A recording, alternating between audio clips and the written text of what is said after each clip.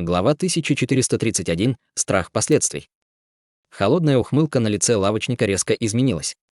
Благодаря своему уровню культивации он смог почувствовать огромную силу проекции позади него, а также остроту сияющих сокровищ. Зловещая призрачная форма зверя плачущей души представляла явную угрозу из-за его огромных размеров и внешнего вида. После минутного молчания продавец резко крикнул: «Кто ты?» «Я знаю некоторых выдающихся учеников расы Тянь-Пен, но никто из них не может сравниться с тобой». Хань Ли уставился на лавочника и равнодушно сказал: «Кто я, неважно. Важно то, как ты отнесешься к моему предложению. Твоя культивация упала с поздней стадии великого духовного генерала на раннюю. Даже если у тебя есть какие-либо планы на случай непредвиденных обстоятельств, я почти уверен, что смогу тебя победить. Однако меня не интересует битва не на жизнь, а на смерть. Если ты дашь мне то, что я хочу, я немедленно уйду». Когда владелец магазина услышал это, он снова взглянул на Хань Ли. Затем, немного помедлив, он криво усмехнулся. Владелец магазина поджал губы и вопросительно сказал: «Хорошо, очень хорошо. Раскрытая тобой сила действительно дает тебе право так говорить. Но очень жаль. Даже если я согласен, у меня нет лазурного изменчивого фрукта. Сокровища, которые ты видел в шкатулке, были иллюзией и были созданы с помощью секретной техники, уникальной для нашей расы пенталастеров. Тебе следовало бы усомниться в этом.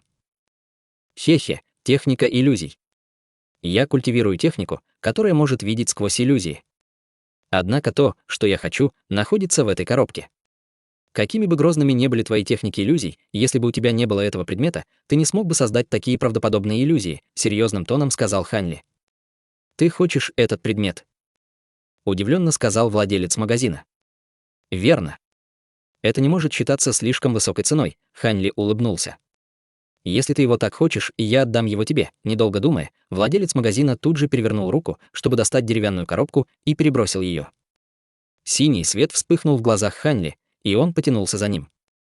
Волна синего тумана вылетела и окутала коробку, подняв ее в воздухе. Хань Ли выпустил свое духовное чутье, и на его лице появилось радостное выражение. Волна лекарственного запаха ударила ему в нос, когда он увидел лазурный изменчивый фрукт. Хань Ли молча открыл рот и выплюнул облако эссенции крови, мгновенно приманив к себе деревянную коробку. Из коробки вспыхнул радужный свет, и изумрудно-зеленый плод начал уменьшаться, как иллюзия. В мгновение эко он превратился в малиновый плод размером с большой палец. В коробке был не лазурный изменчивый фрукт, а другой. Когда владелец магазина увидел радость на лице Хань Ли, он почувствовал некоторое облегчение и улыбнулся, сказав: «Много лет назад в опасной местности я случайно приобрел лазурный изменчивый фрукт. Я использовал его, чтобы вырастить молниеносного зверя. В противном случае я бы точно отдал ее тебе. Это косточка фрукта, и она практически бесполезна, но я не позволю тебе понести убыток. Я дам тебе в качестве компенсации несколько духовных камней высшего качества». После этого он потряс рукавом и запустил в воздух сумку из лазурной кожи. Хань Ли приподнял бровь. Вместо того, чтобы поспешно поймать ее, из его спины вырвался серый свет и, окутав сумку, придвинул ее к Хань Ли. Серый свет подвесил сумку в воздухе, и она стала вращаться на месте.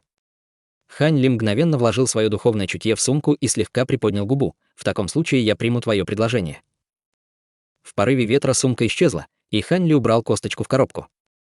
Лицо продавца слегка изменилось, когда он увидел странное действие Хань Ли, но на лице появилась улыбка. Способности брата Хана поистине необычны. «Что брат Хань планирует делать дальше?» Хань Ли неторопливо сказал: «Поскольку я получил то, что хочу, я больше не буду связываться с тобой. Но если возможно, я надеюсь, что ты отдашь мне двух других. В конце концов, мы прибыли сюда вместе. Если они исчезнут, мне будет сложно объяснить расе Тянь-Пена. Что касается того, что будет дальше, ты, скорее всего, не сможешь оставаться в священном городе». Не посчитав слова Хань Ли странными, владелец магазина мягко усмехнулся и сказал: «Я могу это сделать. Однако их дела плохи. Поскольку они не получили того, чего хотели, и понесли убытки, я боюсь, что их не унять. Разве для всех не было бы лучше, если бы мы разошлись? Хотя мне тоже это не нравится, у меня есть дела, которые на какое-то время связали меня с расой Тянь-Пен. Так что я должен думать, как их успокоить», — спокойным тоном ответил Хань Ли. «Тебе виднее. Я оставлю их на тебя». Почти в то же время четырехцветная молния вспыхнула вокруг молниеносного зверя и исчезла со спины Хань Ли. Спустя мгновение позади лавочника раздался гром. Хань Ли взглянул на молниеносного зверя, и в его глазах появилась вспышка осознания. Похоже, старший не планировал приручить зверя, а скорее использовал его как внешнее воплощение. Владелец магазина усмехнулся и неопределенно сказал: «Брат Хань все правильно понял». Хань Ли ухмыльнулся и собирался сказать еще что-то, как вдруг позади него раздался гудящий звук. Черное облако, вызванное владельцем магазина, было развеяно штормом. Все небо было светло-желтым, и в воздухе раздался тихий крик. Ближайшее пространство начало искажаться. Хань Ли прищурился. Худой мужчина огляделся и задумался. Это мирская Ци Рая Сюми. Она уже достигла своего предела, и скоро все здесь распадется. Нужно уходить как можно скорее.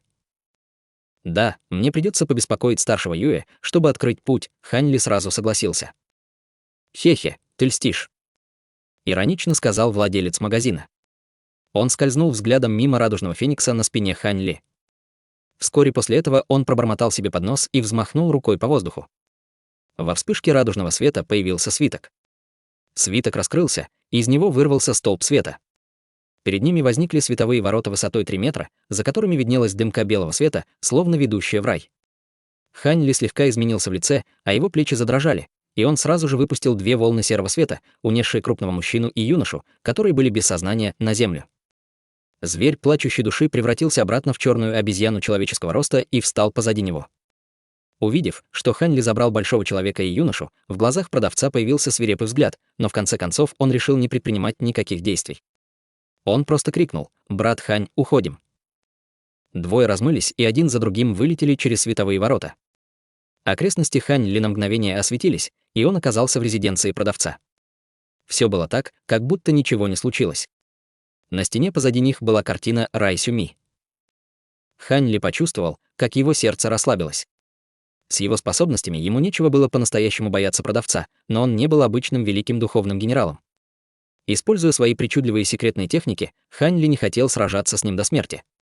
Затем древняя картина задрожала с треском. Она бесшумно превратилась в пепел. Сердце Хань Ли подпрыгнуло, а лицо зашевелилось. Выражение на лице хозяина магазина при виде этого стало мрачным. Было ясно, что он был опечален гибелью этого сокровища. Плавно вернувшись в свою резиденцию, он сказал прямо: «Судя по твоим действиям, я думаю, что ты не очень назойливый человек. Я оставлю этих двоих тебе. Поскольку я ранен, я не буду тебя провожать». Хань Ли быстро попрощался с ним, показывая, что больше не собирается здесь оставаться, и, выпустив зверя плачущей души, исчез в тумане. Позади Хань Ли были 2 облака серого света, тянущие за собой юношу и мужчину в черной броне. Издалека казалось, что эти двое летят прямо за Хань Ли. Когда владелец магазина увидел, что Хань Ли и компания уходят, улыбка исчезла с его лица. В этот момент 2 его подчиненных вошли снаружи и почтительно встали в стороне. Один из них осторожно спросил: «Боевой предок, вы действительно решили оставить этих 3 одних? Неужели они не вызовут проблем?» Владелец магазина фыркнул: «Какие неприятности они могут принести? Даже если они вернутся, они никого здесь не найдут. Давайте наведем порядок и воспользуемся подземной телепортацией. Мы немедленно покидаем священный город. Мы не можем больше оставаться с расой Тяньпен и должны вернуться в расу пенталастеров. С той личностью, которую я подготовил в расе пенталастеров, меня никто не найдет. Да, боевой предок». После того, как владелец магазина, отдав приказ, 2 существа Тяньпен не стали возражать ему. Эти 2 быстро отправились в другие комнаты. Владелец магазина встал на месте и посмотрел на большую дверь. На его лице на мгновение появилось мрачное выражение. «Я не хочу рисковать из-за пустяков. С моей прежней личностью я больше не могу здесь оставаться», — пробормотал лавочник. Затем он вынул из своей мантии пузырек с лекарством и проглотил 2 темно-зеленые таблетки. Вскоре после этого он провел рукой по лицу, и от него засиял ослепительный белый свет. После того, как свет погас, он стал похож на тощего ученого средних лет. И его лицо, и его манеры полностью изменились, словно он был совершенно другим человеком. Он быстро подошел к углу главного зала и приложил руку к стене. Там показался подземный ход. Тем временем Хань Ли отнес юношу и крупного мужчину в соседнее здание. Быстро оглянувшись, он обнаружил, что там никого нет. Он немедленно выпустил свой свет божественной эссенции и тут же бросил их на землю. Бросив на них взгляд, Хань Ли беспомощно вздохнул: «Вам очень повезло. Если бы я не боялся быть причастным к вашей смерти, я бы не стал ввязываться в такие неприятности». Сказав это, Он перевернул руку и призвал в руку десятки серебряных игл. С порывом ветра иглы вонзились в их тело.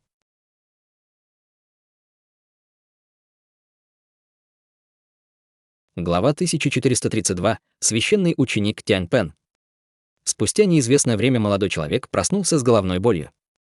Открыв глаза, он сразу же вскочил от тревоги и заметил Хань Ли и мужчину в доспехах, которые ранее пришли в сознание.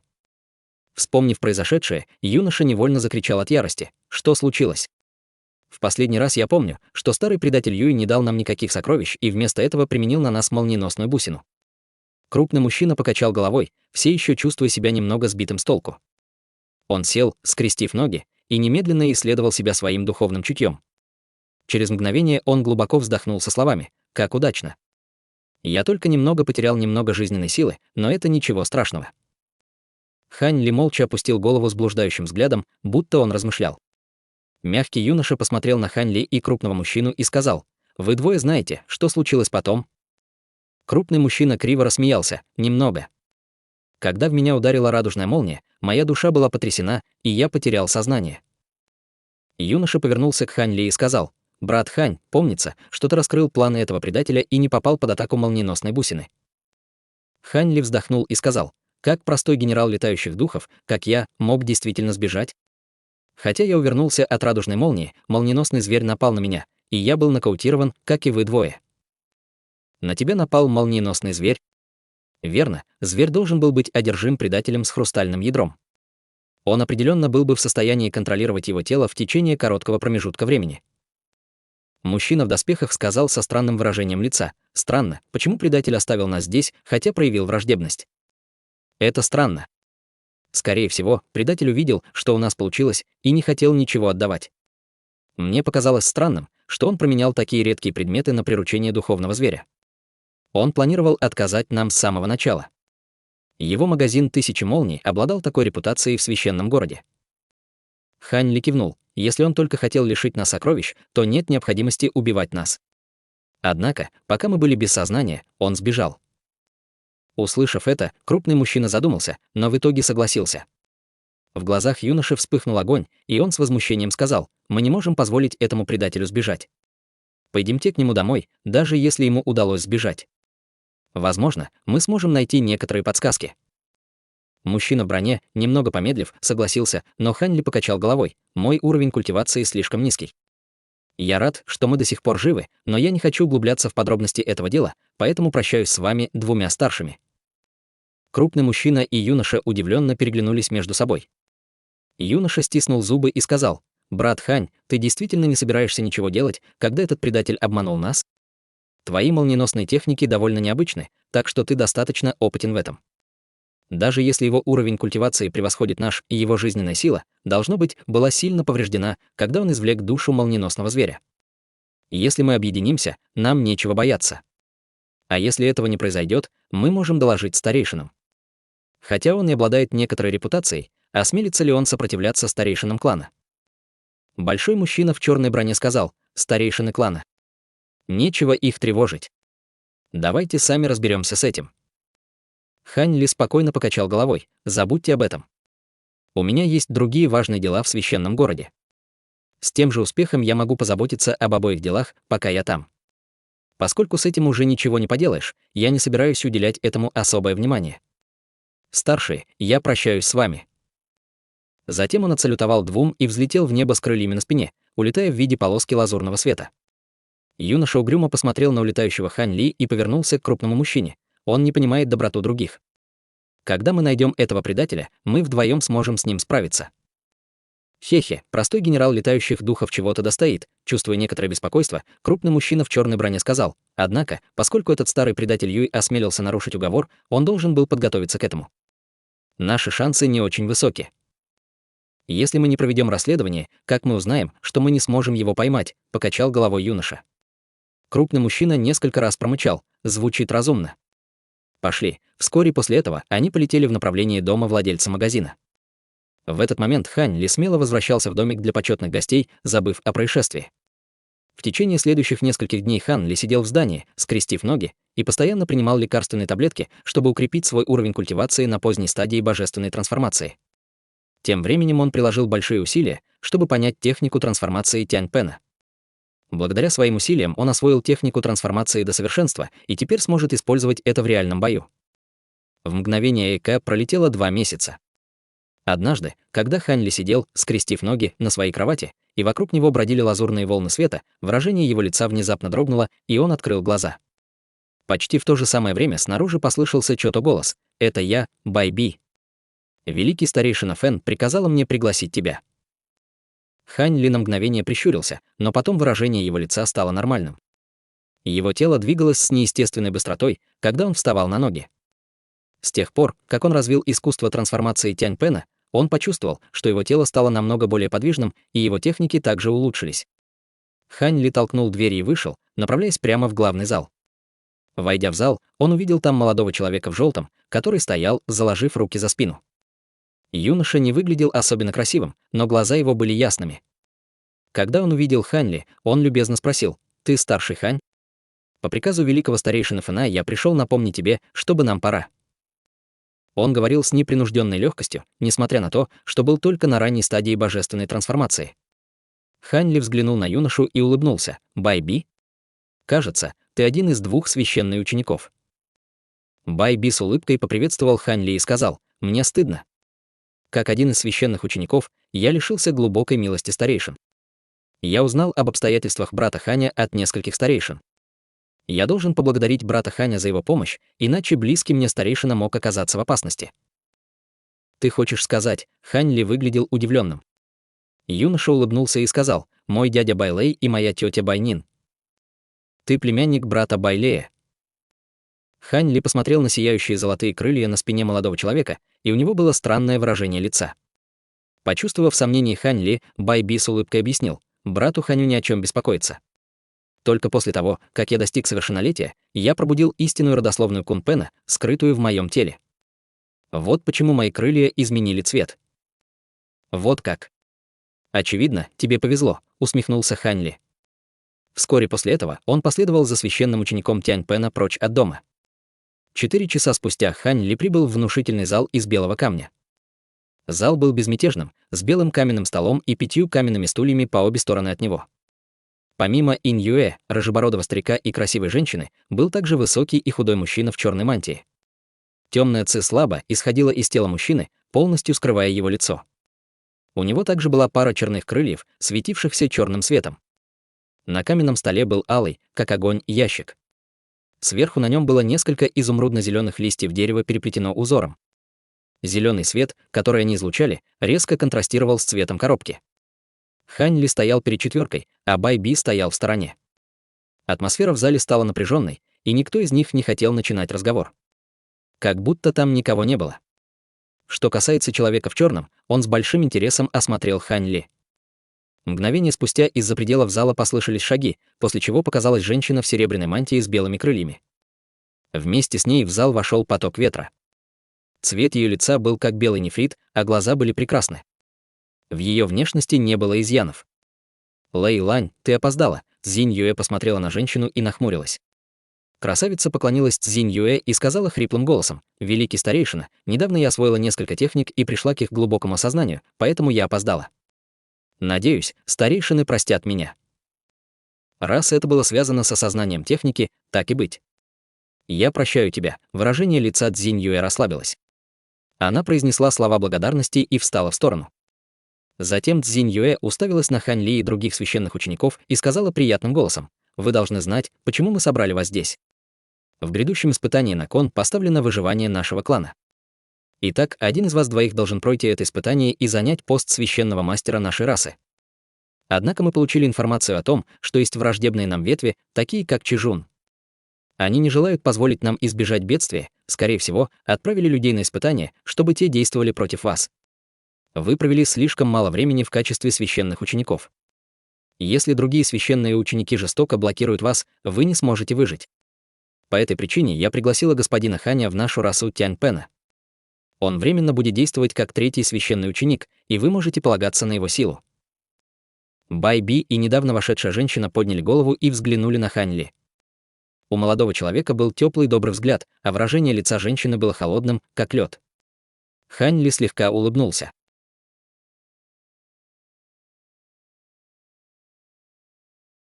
Глава 1433. Ответвление племени летающих духов.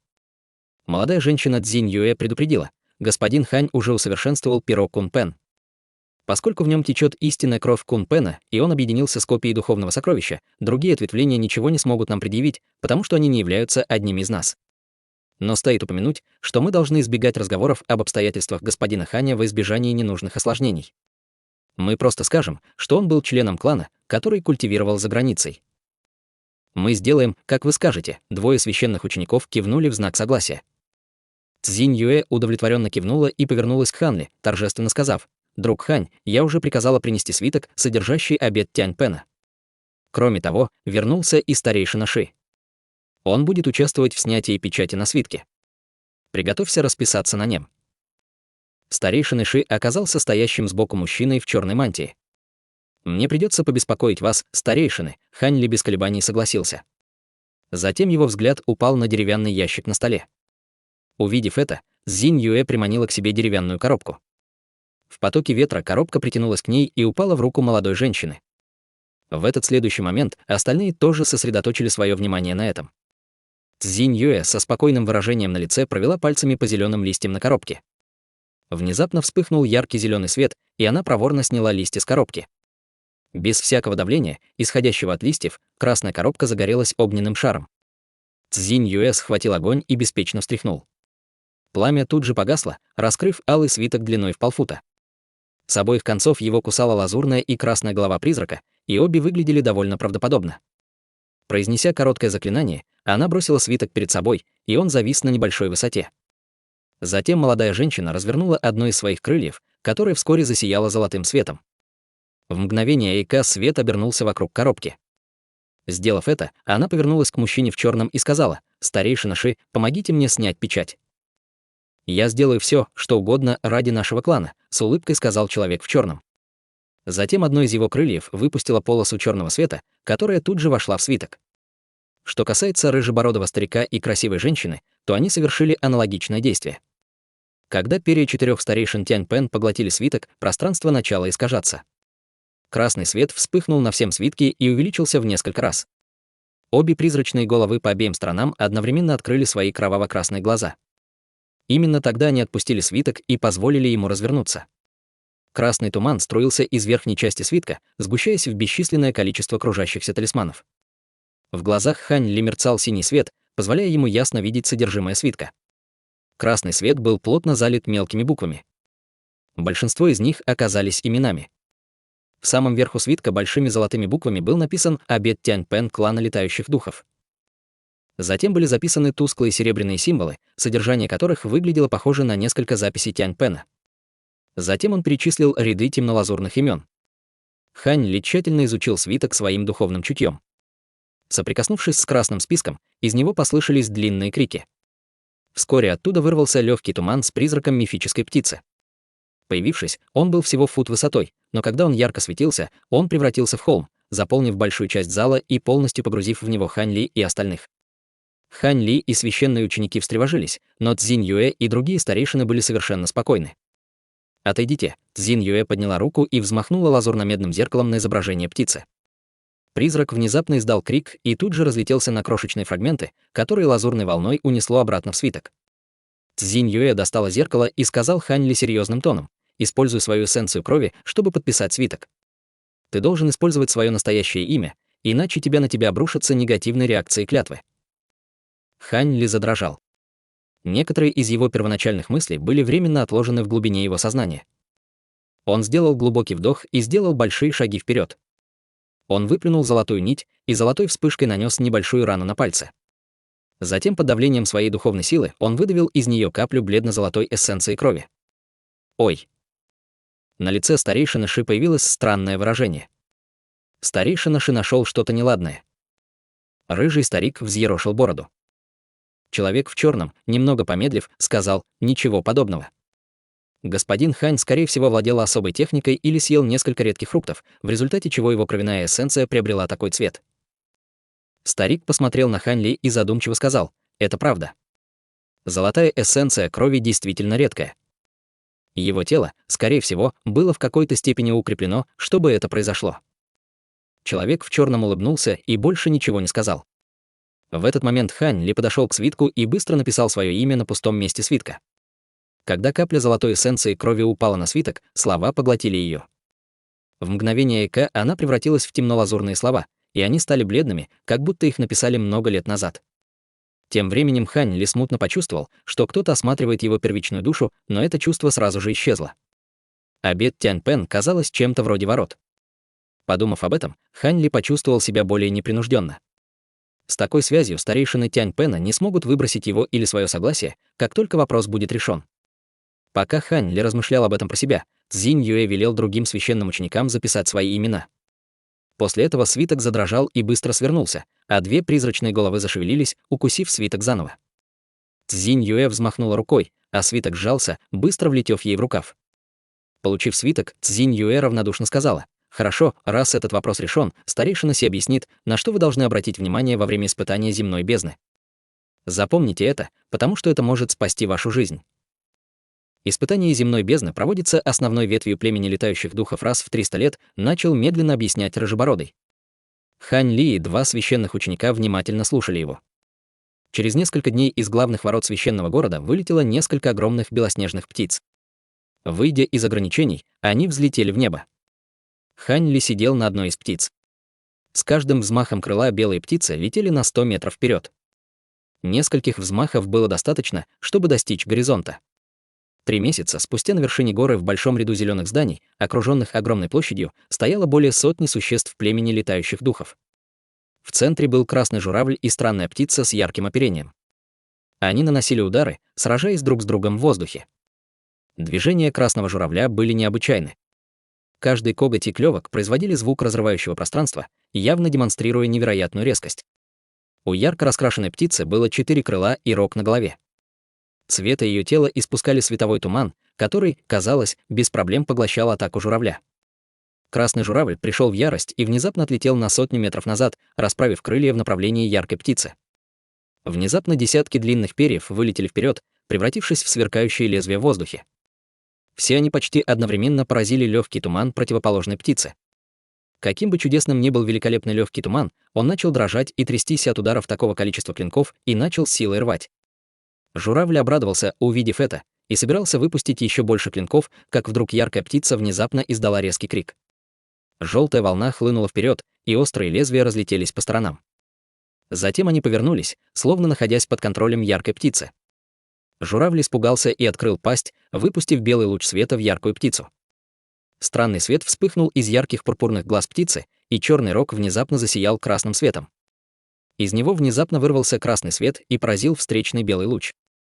Воздух загрохотал, и обе атаки были сведены на нет. «Брат Сюнь, какие еще у тебя способности? Я уже полностью использовал все свои. Если у тебя нет других, я нападаю». Яркая птица заговорила мужским голосом. От журавля послышалось холодное фырканье. «У твоего племени рогатого стервятника есть столько многочисленных способностей. Как я могу с тобой сравниться?» «Хорошо, тогда я позволю тебе увидеть их». «Я совсем недавно развил эту способность», — сказала яркая птица. 4 крыла правой птицы взмахнули, выпустив волну яркого света. Яркая птица превратилась в 3-метровый желтый колокольчик. Нехорошо. Все, кто это видел, сразу в тревоге отступили на несколько шагов. Только те, кто был более уверен в своей культивации, стояли на месте. Желтый колокол задрожал и издал глубокий звон. Каждый, кто слышал это, почувствовал, как звук потряс их разум. На красного журавля была направлена большая часть силы колокола, и он безмолвно упал на пол. В тот же момент его тело вспыхнуло белым, обнажив человека из племени летучих духов в белом лет 30. Другой мужчина вылетел из толпы и поймал человека еще до того, как он приземлился. Желтый колокол задрожал и превратился в молодого человека в черном. Он отсалютовал земле и спокойно сказал: «Ты позволил мне победить». Журавль, который снова превратился в человека, он с неприглядным выражением взглянул на юношу в черном, пока его уносил товарищ.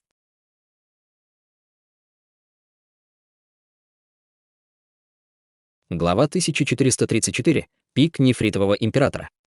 При ближайшем рассмотрении человек, имевший форму красного журавля, сильно отличался от обычного человека. Его лицо было достаточно маленьким, но уши были острыми, а на макушке виднелась круглая красная выпуклость.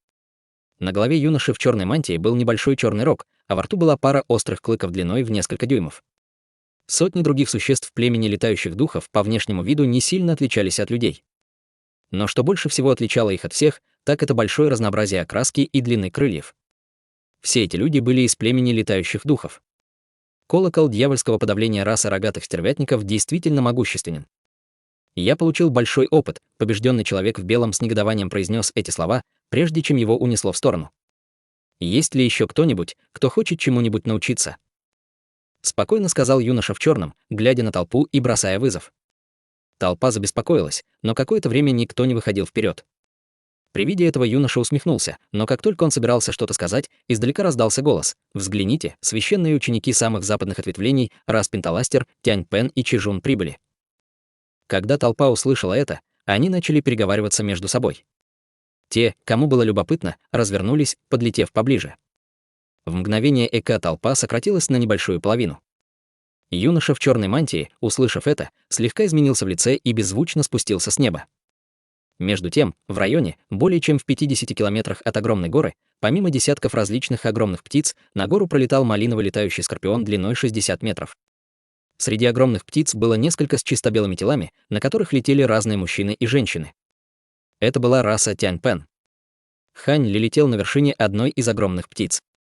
Вместе со священными учениками расы Тянь-Пен летели Цзинь-Юэ и таинственный старейшина Ши. Рыжий старик и красавица остались на страже священного города. В тот момент они были вместе с двумя разными группами. У одной из групп были фиолетовые волосы и красная кожа, у другой — маленькие крылья и великолепные одежды. Это были, соответственно, расы Чижун и Пенталастер. Однако скудные 5 человек из расы Тянь-Пен были явно меньше, чем две другие группы. Великолепная юная священная ученица улыбнулась и сказала: «Старейшина Цзин, похоже, старейшины пика нефритового императора знали, что мы в пути, и зажгли приветственные огни». Вдалеке над огромной горой горело большое радужное пламя, наполняя воздух великолепным сиянием. Эту удивительную картину можно было ясно разглядеть за 50 километров.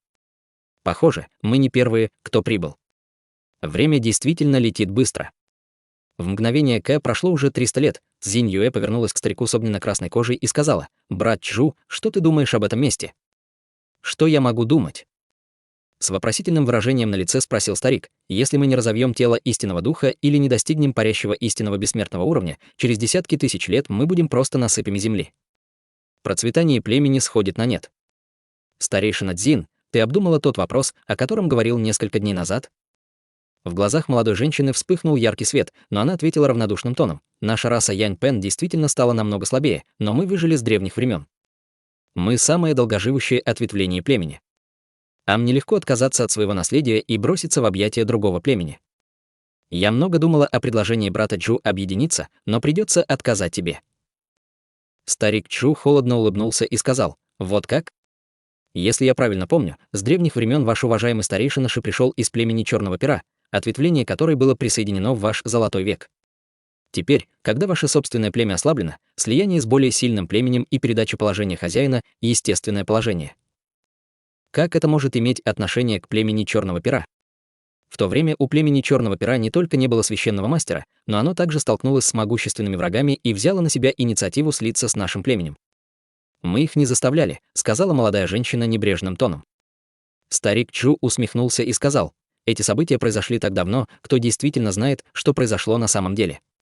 Поскольку ты отвергла добрые намерения моего клана, нужно посмотреть, смогут ли ваши священные ученики пройти через испытание земной бездны. Если они потерпят неудачу, не обвиняй меня, если несколько ответвлений образуют совет старейшин и решат распустить ваш клан. Не забывай, что не только наша раса Чижун интересуется твоим кланом». Очаровательная молодая женщина посмотрела на него с нежной улыбкой и сказала: «Брат Чжу, ваш уважаемый клан вошел в тройку лучших по силе среди 72 ответвлений. Нет нужды быть настолько властным, чтобы поглощать расу Тянь-Пен. Неужели ты решительно настроен сражаться с расой Цзю-Юэ? Леди Цуй, не говори такой ерунды. Разве кто-нибудь из моего клана говорил нечто подобное?» Услышав ее слова, старик изменился в лице. Старейшина Куи улыбнулся и подумал сказать еще, как вдруг небесная музыка заиграла с вершины горы. Затем цвет неба изменился и стал еще более великолепным. Они поспешно закрыли рты и прекратили полет, зависнув в воздухе. В мгновение эко 10 человек в разной одежде, в большинстве своем пожилого возраста и с почтенной осанкой, появились из-за легкости. Мы отдаем дань уважения старейшинам. Когда Цзинь Юэ и другие увидели 10 этих мужчин, они в тревоге спрыгнули с птиц и поспешно поклонились им. Пожилая женщина с тростью и сияющей улыбкой на лице сказала: «Нечего считать нас посторонними. Вы рано или поздно пополните наши ряды. Остальные старейшины ждут вас на пике нефритового императора». Сердце Цзинь Юэ задрожало, и она уважительно спросила: «Что? Неужели 3 наших ответвления прибыли последними?» Старуха усмехнулась и ответила: «Не совсем. Ответвления с далекого севера Гуймян и Дуцю были заняты, поэтому мы можем начать испытание земной бездны без них. Поскольку вы 3 здесь, мы можем начать». «Вот как», — кивнула Цзинь Юэ. Стоя позади них, Хань Ли почувствовал, как его сердце задрожало, глядя на появившуюся десятку старейшин. Эти 10 человек были на стадии интеграции тела. Кроме того, он не мог видеть уровень культивации старухи, а это значит, что она была, как Цзинь Юэ, грозное существо на стадии интеграции тела или выше. Это было так называемое совместное собрание старейшин. Стоит сказать, что старейшины изначально были из разных племен, но когда их продолжительность жизни подходила к концу, они могли присоединиться к собранию старейшин и отказаться от принадлежности к своему первоначальному ответвлению, взяв на себя обязанности всего племени летающих духов. В этот момент старик Чжу и молодая женщина вышли вперед и обменялись любезностями со старухой. Вскоре после этого отряд под руководством старухи улетел на гору. Мгновение спустя группа подошла к огромной горе, и внушительные здания были едва видны. В воздухе над ним кружились черные точки. При более внимательном рассмотрении Хань Ли обнаружил, что в воздухе летают сотни огромных птиц, а также огромные крылатые насекомые со злобной внешностью. Когда гора оказалась всего в километре от них, раздался приглушенный хлопок. Издали к ним вылетела семицветная радуга. Вскоре над ними появился великолепный арочный мост. Старуха и остальные расплылись, спустившись на мост и поманив остальных с улыбкой на лице. «Вперед!» — скомандовала Цзинь Юэ. Затем она сошла с птицы и быстро пошла по мосту. Остальные команды сделали то же самое. Идя по мосту, Хань Ли почувствовал, что наступает на что-то совершенно мягкое, напоминающее толстую подушку. Из любопытства он хотел поближе взглянуть и высвободить свое духовное чутье, но почувствовал, как мост задрожал под ним, и все вокруг загорелось, полностью окутав их команду. Встряхнувшись, появившийся свет перенес их на другой конец моста. В этот момент Хань Ли не смог осмотреть мост, поскольку он оказался перед более чем 20 существами племени летающих духов. Все смотрели на него. Позади них оказался нефритово-зеленый зал, окутанный белым туманом. Впереди толпы стояли 2 человека. Один из них был мужчиной средних лет с большим носом и белоснежными волосами. У другого было морщинистое лицо и длинная борода, а на шее была черная татуировка. Увидев их, старуха улыбнулась и направилась к ним. Остальные также последовали за ней. Старик с татуировкой с улыбкой махнул рукой. Старейшины привели своих священных учеников издалека. Это должно быть утомительно. Священные ученики могут отдохнуть в боковом зале, а старейшины могут сопровождать нас в главный зал для беседы. Там нас ждут другие старейшины клана. Старейшина Чижун Джу заговорил с улыбкой на лице. Старейшина Мин слишком вежлив. Мы сделаем то, что вы просите. Цзинь Юэ и молодая женщина из расы пенталастеров без возражений последовали за ним. С этими словами Хань Ли и остальные вошли в белый туман. В неизвестное время перед Хань Ли и другими священными учениками появилась стройная женщина в белом. Она обратилась к ним с сияющим выражением на лице. «Священный ученик, пожалуйста, следуй за мной. Я устрою ваше жилище».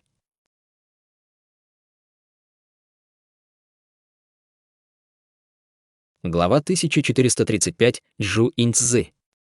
«Мне придется вас побеспокоить», — уважительно сказал один из священных учеников Чижун. Хотя у женщины не было высокого уровня культивации, он не осмеливался пренебрегать ею. Так как в расе Чижун было много людей, они послали 7 священных учеников. Раса пенталастеров прислала 5. Меньше всего прислали раса Тяньпен, вместе с Хань Ли было 3, из-за этого к ним было предвзятое отношение. Другие ответвления были уверены, что они скрыли нескольких учеников, не посылая их на испытание. Более того, священные ученики 2 других ответвлений находились, по крайней мере, на средней стадии божественной трансформации. Бай Би и Лэй Лань были на ранг ниже. Из этого было видно, насколько слаба была раса Тяньпен по сравнению с другими ответвлениями. Неудивительно, что высший эшелон расы Тяньпен приложил такие усилия, чтобы присоединить Хань Ли к себе. Такое поведение было обычным делом, когда более сильные ответвления нацеливались на них. сильный нападал на слабого, этот закон был применим и к миру духов. Таким образом, Хань Ли послушно последовал за учениками Чижун вместе с учениками Бай Би, Лэйлань и расой пенталастеров. Из многих священных учеников Чижун больше всего внимания Хань Ли привлек человек со зловещим лицом и враждебными глазами. У других священных учеников Чижун был такой же уровень культивации, но от этого веяло опасностью. С этой мыслью Хань Ли невольно взглянул на него, прищурившись. Красивая женщина из расы пенталастеров, которой на вид было лет 20, сладко улыбнулась Хань Ли и спросила: «Что? Неужели брат Хань заинтересовался Чжу Инь-цзы?» Хотя Хань Ли был всего лишь поддельным священным учеником, он все еще был культиватором ранга духовного генерала высокого уровня. Будь то Чижун или раса пенталастеров, все они считали Хань Ли лидером священных уеников Тянь-Пен. И судя по его незнакомому лице, его считали скрытым резервом. Два других племени смотрели на Хань Ли с большим вниманием. Во время своих путешествий священные ученики не разговаривали друг с другом, поскольку присутствовали Цзинь Юэ и другие старейшины. Теперь, когда они были разлучены со старшими, женщина решила начать разговор. Конечно, это было еще и потому, что Тянь-Пен всегда поддерживали дружеские отношения с расой пенталастеров. Священные ученики Чижун решили пока игнорировать Хань Ли. Хань Ли равнодушно ответил: «Ничего подобного. Зловещая ци брата Джу довольно глубокая. Я подозреваю, что у него большой боевой опыт. Кажется, то, что брат Хань культивировал за границей, на самом деле правда. Чжу Инь-цзы широко известен среди молодого поколения. Он уже 7 раз входил в земную бездну. Хотя он не заходил глубоко внутрь, он убил множество демонов. Он также известен, как Оцин из расы Севенпас и Фэй Е из расы Наньлун. Говорят, что их способности не ниже, чем у великого духовного генерала среднего ранга. Женщина-пенталастер ответила с улыбкой. Похоже, ей было все равно, услышат ли ее ученики Чижун. «Водка», — спокойно кивнул Хань Ли и больше ничего не сказал. Увидев безразличное отношение Хань Ли, женщина-пенталастера заинтересовалась несколько больше. Но прежде чем она успела что-либо сказать, служанка в белом подвела их к нескольким семиэтажным зданиям. Служанка повернулась к священным ученикам со словами: «Вы можете выбрать, какое здание будет занимать каждая из ваших рас, но я должна вам напомнить кое о чем. На пике нефритового императора вы можете сражаться только с теми, кто пришел из самых восточных ответвлений. Вы не можете драться ни с кем из других областей. В противном случае будут суровые наказания, такие как уничтожение вашего уровня культивации». Отряд культиваторов почувствовал, что их сердца задрожали. Затем вперед выступил красивый мужчина из Чижун и сказал: «Мы понимаем. Спасибо за беспокойство». Молодая женщина в белых одеждах улыбнулась и поприветствовала священных учеников: «Меня зовут Сяо Чжу. Я позабочусь обо всем, что вам нужно. Если тебе что-нибудь понадобится, не стесняйтесь обращаться ко мне». После этого все команды вошли в здание по своему выбору. Хань Ли выбрал самое высокое из зданий. Бай Би и Лей Лан выбрали 2 нижних этажа. После нескольких месяцев путешествия с головокружительной скоростью даже Хань Ли почувствовал усталость. Не говоря ни слова, он сел на кровать, скрестив ноги, и закрыл глаза. Неизвестное время спустя, открыв глаза, он увидел темное небо. Он проворно спустился с кровати и потянулся, а затем прошел на нижний этаж. Он обнаружил, что Бай Би медитировал в своей комнате, а Лэй Лань не было, что несколько удивило Хань Ли. Он помнил, как Цзинь Юэ дал им 1000 предупреждений, что они не должны покидать группу и не давать врагам возможность доставить им неприятности. Поразмыслив, Хань Ли почувствовал себя немного не в своей тарелке и вышел, заложив руки за спину. Поскольку они были вовлечены в испытание земной бездны, игнорировать это было невозможно. Ох! Разве это не брат Хань? Какое совпадение! Раздался неторопливый голос, когда кто-то вышел из другого здания. Хань Ли моргнул и посмотрел в сторону голоса. Он увидел юношу с круглым лицом священного ученика Чижун. На его лице была улыбка. Хань Ли не выразил никаких эмоций, а лишь только холодно усмехнулся про себя. Сложно поверить в такие совпадения, иначе это можно считать проклятием. Скорее всего, он стоял на страже и спокойно ждал, когда мы выйдем. Хотя он не знал, что тот задумал, из этого определенно ничего хорошего не выйдет. Хань Ли молча посмотрел на молодого человека. Мужчина Чижун, не обращая внимания на холодное поведение Хань Ли, усмехнулся. «Почему брат Хань так настороженно относится ко мне? У наших кланов есть разногласия, но нет нужды проявлять такую враждебность перед испытанием земной бездны. В будущем, если ваш клан действительно вступит в нашу расу Чижун, мы станем братьями. Если наши кланы действительно станут одним целым, то возможно». Хань Ли сузил глаза и слегка улыбнулся. Юноша был ошеломлен быстрой переменой настроения Хань Ли и вскоре тоже улыбнулся. «Я Чи Янь, и это тоже в первый раз на пике нефритового императора. Хочешь прогуляться вместе?» Чи Тянь говорил так, как будто они были хорошими друзьями. «С тобой». Хань Ли приподнял бровь. «Здесь нельзя сражаться. Неужели ты боишься, что я строю против тебя заговор?» Улыбнулся Чи Тянь. «Вовсе нет, но мне не интересно дружить с тобой». На лице Хань Ли появилось мрачное выражение. Чи Тянь понял, что с ним играют, и на его лице мелькнуло враждебное выражение, но его улыбка вскоре вернулась. Немного помолчав, юноша сказал: «Брат Хань, должно быть, вышел, чтобы найти леди Лэй из вашего клана». «Что ты имеешь в виду?» — сказал Хань Ли ледяным тоном. «Ничего. Я просто видел, как леди Лэй Лань ушла куда-то со старшей боевой сестрой моего клана Хунша. Похоже, они планировали сравнить свои силы на арене. Я сказал тебе, чтобы тебе не пришлось тратить время на поиски», — наигранно улыбнулся Чи Тянь. «Тогда я должен поблагодарить тебя за это». Хань Ли на мгновение нахмурился и отсалютовал ему, улетев прочь. Увидев, что Хань Ли отлетел на некоторое расстояние, Чи Тянь усмехнулся. «Младший боевой брат Чи, ты молодец». После того, как Хань Ли исчез на дороге, сзади раздался голос Чи Тянь. Из двери здания расплылась фигура. Это был высокий, тощий мужчина с кожей, которая была намного более темно-красной, чем у обычных людей чижун. В его глазах появился след враждебности. Изменившись в лице, он почтительно сказал: «Старший боевой брат Чжу — это пустяки. Кто угодно мог это сделать.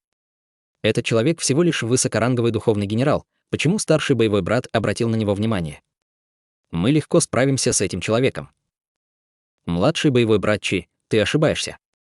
Если бы мы сражались с ним, то даже, объединив силы, мы бы не смогли с ним справиться.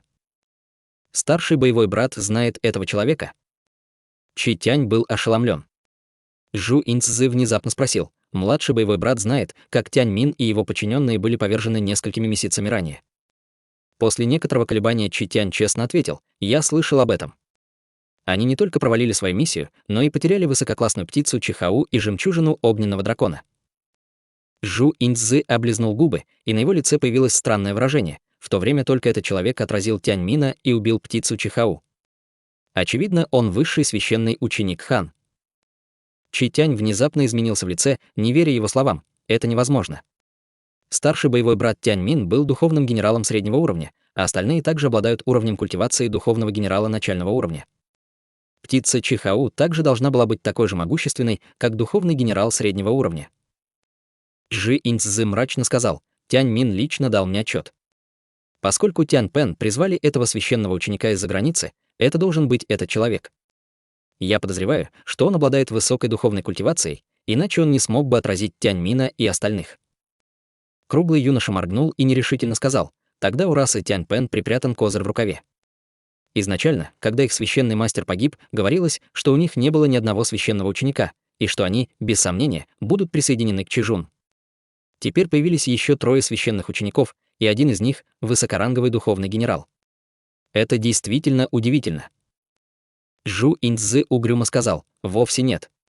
Раса Тянь Пен существовала с древних времен. Неудивительно, что у них все еще есть такие секреты. Однако старейшины ясно дали понять, что мы должны объединить другие племена в борьбе с Тянь Пен, поскольку мы не можем позволить им выбрать другого священного мастера. Тот, кого зовут Хань Ли, скорее всего, будет самым обнадеживающим из расы Тянь Пен. Прежде чем он войдет в земную бездну, мы должны проверить его истинные способности. Я не хочу делать то, что не имеет шансов на успех». Чи Тянь сказал с лучезарной улыбкой: «Слова старшего боевого брата разумны. Пошли на арену для спаррингов». Он, должно быть, пошел туда. Жи Инцзы усмехнулся: «Конечно. Поскольку у расы Тянь Пен так мало священных учеников, он, должно быть, присматривает за ними. Если с одним из них случится что-то плохое, он понесет ответственность». После эти двое сразу же взлетели в небо и полетели прямо на восток.